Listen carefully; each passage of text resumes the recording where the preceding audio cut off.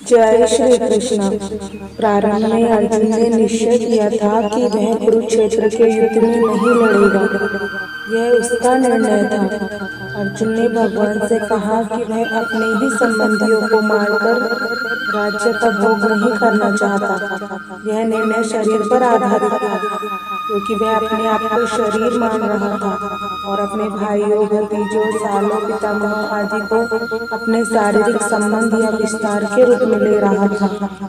अतएव वह अपने शारीरिक आवश्यकताओं को तुष्ट करना चाह रहा था। भगवान ने गीता का प्रवचन इस दृष्टिकोण को बदलने के लिए ही किया और अंत में अर्जुन भगवान के आदेश अनुसार युद्ध करने का निश्चय करते हुए कहता है कि मैं आपके वचन के अनुसार ही कार्य करूंगा।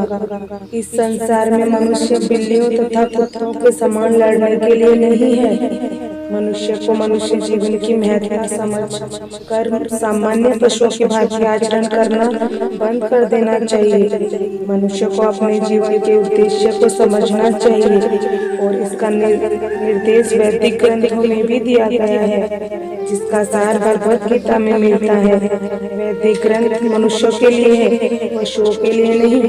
एक पशु दूसरे पशु का वध करे तो कोई पाप नहीं लगता, लेकिन यदि मनुष्य अपनी अनियंत्रित स्वादेंद्रियों की तुष्टि के लिए पशु वध करता है तो वह प्रकृति के नियम को तोड़ने के लिए उत्तरदायी है। भगवत गीता में स्पष्ट रूप से प्रकृति के गुणों के अनुसार 3 प्रकार के कर्मों का उल्लेख है: सात्विक कर्म, राजसिक कर्म तथा तामसिक कर्म।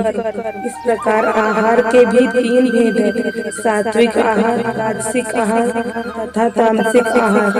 इन सबका विशद वर्णन हुआ है और यदि हम भगवत गीता के उपदेशों का ठीक से उपयोग करें तो हमारा संपूर्ण जीवन शुद्ध हो जाए और अंततः हम अपने गंतव्य को प्राप्त हो सकते हैं, जो इस भौतिक आकाश से परे है।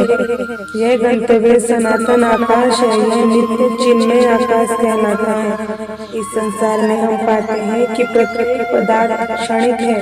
यह उत्पन्न होता है, कुछ काल तक रहता है, कुछ गौण वस्तुएं उत्पन्न करता है, क्षीण होता है और अंत में लुप्त हो जाता है। भौतिक संसार का यही नियम है। चाहे हम इस शरीर का दृष्टांत ले या फल का या किसी अन्य वस्तु का, किंतु क्षणिक संसार से परे एक अन्य संसार है जिसके विषय में हमें जानकारी है। उस संसार में अन्य प्रकृति है जो सनातन है।